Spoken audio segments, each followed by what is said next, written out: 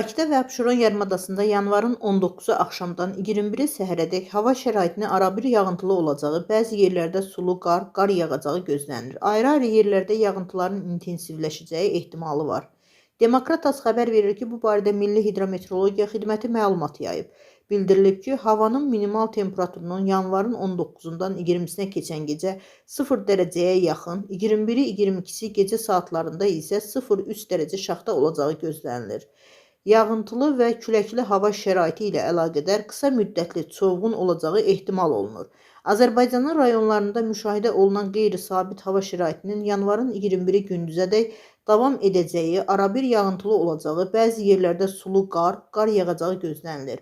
Ayrı-ayrı yerlərdə yağıntının intensiv və güclü olacağı ehtimalı var. Havanın minimal temperaturunun Dağətəyi rayonlarda 6 dərəcəyədək şaxta, dağlıq rayonlarda 7-12 dərəcə, yüksək dağlıq ərazilərdə isə 18-23 dərəcə şaxta olacağı gözlənilir. Ölkə ərazisində, xüsusən də dağlıq və dağətəyi rayonlarda yollar buz bağlayacaq.